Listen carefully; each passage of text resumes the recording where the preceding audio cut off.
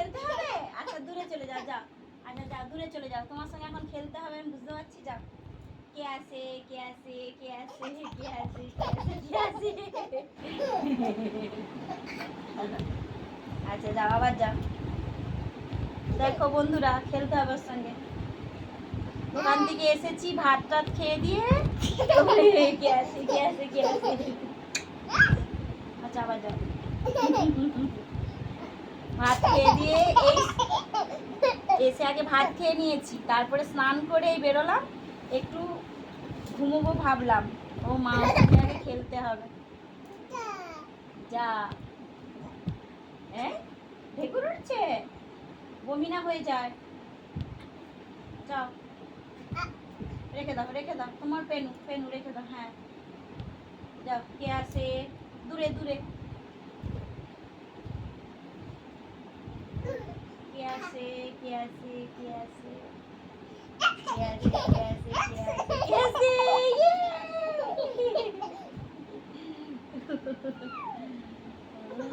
সবাইকে সবাইকে হাই করে দাও।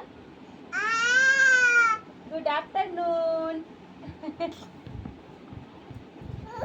আর খেলবো না, যা মিঠি পড়ে গেছে। আর খেলবো না, আর খেলবো না। মাথায় লেগে গেছে? ও বাবা গো, মাথায় লেগে গেছে গো, মাথায় লেগে গেছে।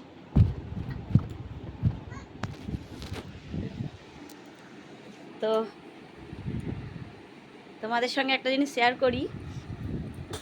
আমার ঠিক ভাত খাওয়া হয়ে গেছে, হাতটা ধুয়ে নিয়েছি, তারপরে আমার মেয়েকে, যেহেতু মেয়ে কাঁদছে, মেয়েকে কোলে নেব। তো বুঝতেই পারছো, এটা আমাদের নতুন বাড়ি, এখনও কিছু কমপ্লিট হয়ে ওঠেনি। আবার বর্ষাকাল, বর্ষাকালে মানে ভীষণ পোকামাকড়ের উৎপাত হয় সব কিছু। তো আমার মেয়ে দরজার কনে লুকিয়ে খেলা করছিল, কুকলুকানি খেলছিল আমার সঙ্গে খেতে বসে। আমি খেতে বসেছিলাম, তখন পড়ে যাবে মা। তো তখন ওর মাথায়, দেখতে পাচ্ছ আমার মেয়ের ছোট ছোট চুল আছে, তো আমার মেয়ের মাথায় একটা এত বড় লাল রঙের বিছা। ওটাকে কি বলে জানি না, মেরে দিলে আলো জ্বলে। তো হ্যাঁ, তো সেটা আমি প্রথমে বুঝতে পারিনি। দূর থেকে দেখি না, হয়তো গামছা সুতো টুতো হবে, মাথায় লেগে আছে, যেহেতু চোখে কম দেখি এখন, চশমা পরতে হয়। কাছে গিয়ে দেখি নড়ছে। সেই মুহূর্তে আমি কি করব খুঁজে পাইনি, মোটামুটি যা হোক একটা হাতের কাছে ছিল, সেটা দিয়ে আমি ফেলে দিয়েছি, মেরেছি যথারীতি।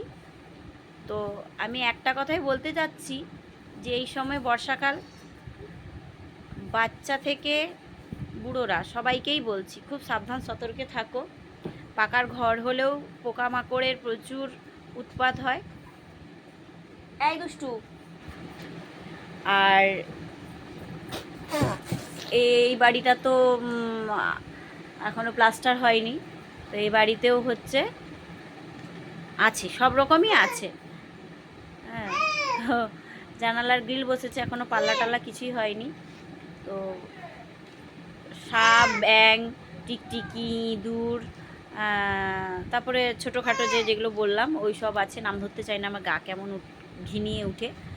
যাই হোক, সবাই ভালো থেকো, সুস্থ থেকো, এই সময়টা সাবধানে থেকো, কানে তুলো দিয়ে ঘুমোবে, এটাই বলার ছিল। কারণ আগেকার দিনে শুনেছি কানে ঢুকে গেলে কী সব হতো, সেই কারণে সবাইকে বলা। সবাই সুস্থ থেকো। আমি শুধু এটাই ভাবছি, আমার মেয়ের কানে ঢুকে গেলে কি হতো, মানে ওই মুহূর্তে আমি যে কি করব বুঝতে পেরে উঠছিলাম না। তো সবাইকে টাটা।